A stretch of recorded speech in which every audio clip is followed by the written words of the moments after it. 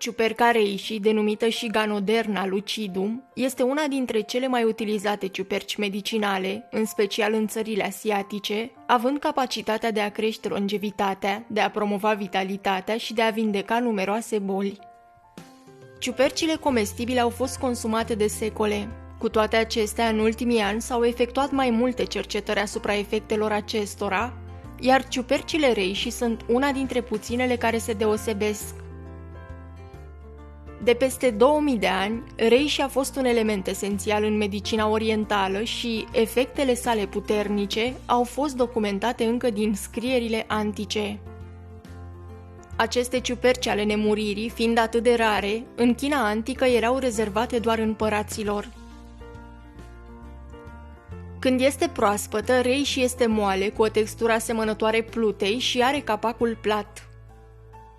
Pe partea interioară nu are bronhii, ea eliberându-și sporii prin niște pori fini. Reishi are peste 200 de compuși bioactivi, inclusiv triterpene, polizaharide și peptidoglicani. Pot fi consumate proaspete, iar unde nu este posibil, se găsesc sub formă de pulbere sau extracte.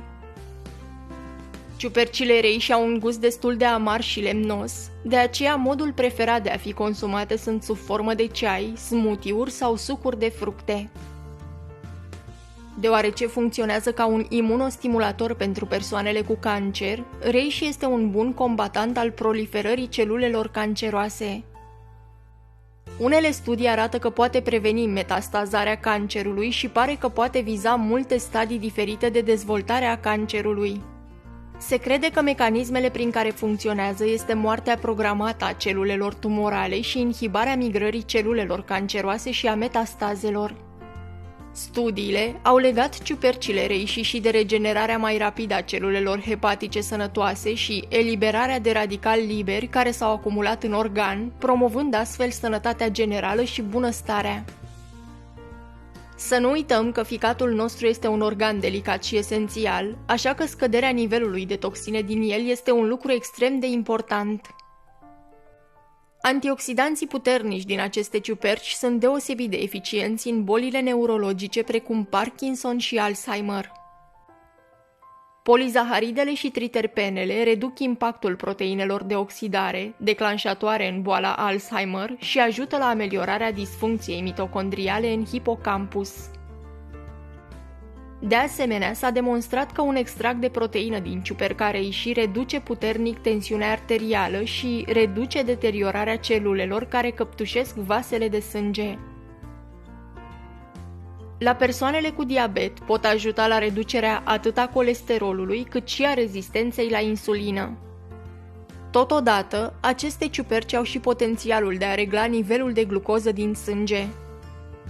Cercetătorii au ajuns la concluzia că sunt un potențial agent antihiperglicemic pentru diabet datorită extractului de polizaharide numit ganopol.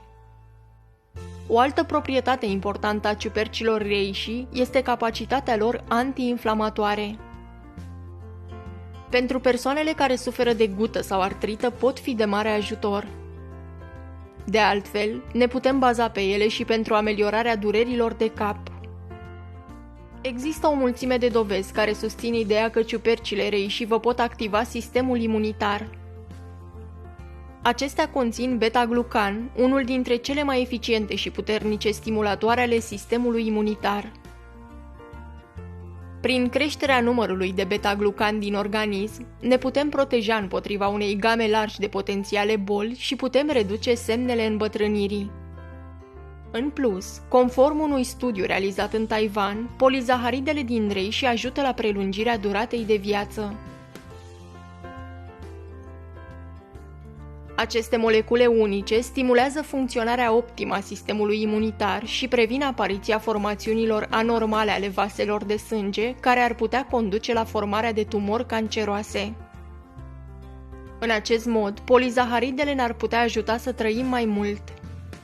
De asemenea, anumite proprietăți antioxidante ale altor compuși organici din ciupercile reishi neutralizează radicalii liberi care pot conduce la apariția bolilor cronice și la îmbătrânirea prematură.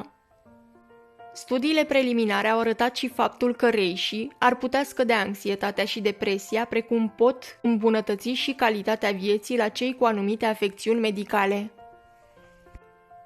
Acestea ajută și la reducerea și inhibarea răspunsurilor alergice. Au fost folosite pentru diferite afecțiuni, inclusiv bronșită cronică, deoarece reduc histamina și inhibă eficient eliberarea histaminei din mastocite. Ciupercile reishi ajută și la prevenirea formării ulcerelor și la scăderea grăsimii în organism, ceea ce la rândul său promovează sănătatea intestinului. În concluzie, reishi este un aliment adaptogen care stimulează selectiv funcțiile organismului, ajutându-l să se adapteze psihic, fizic și imunitar. Această ciupercă reușește să crească energia vitală care susține întregul organism. Se spune că ciupercile reishi sunt cel mai eficiente dacă le consumăm dimineața pe stomacul gol. Consumul de apă împreună cu reishi pare să le ajute să se absoarbă mai bine în organism. O recomandare standard a ciupercilor reishi este de maxim 15 grame pe zi. Cantitatea de apă este de asemenea la alegere. Totul depinde de câte cești de ceai vreți să consumați. Ciupercile reishi au înregistrat foarte puține efecte secundare, de aceea pot fi consumate în condiții de siguranță. Ocazional pot apărea ușoare tulburări digestive și erupții cutanate.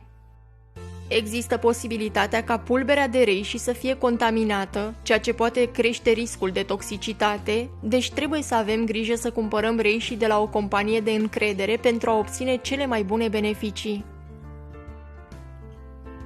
Acestea nu sunt recomandate persoanelor cu orice tip de tulburare de sângerare, operație recentă, dacă luați diluanți ai sângelui, medicamente pentru chimioterapie, imunosupresoare sau pentru tensiune arterială, deoarece pot interacționa cu aceste medicamente. Cam atât pentru astăzi, oamenii mei minunați. Dacă v-a plăcut acest videoclip, nu uitați să dați un like și să vă abonați. Am adăugat și butonul alătură-te pentru toți cei care își doresc să sprijine acest canal. Până data viitoare, vă doresc numai bine!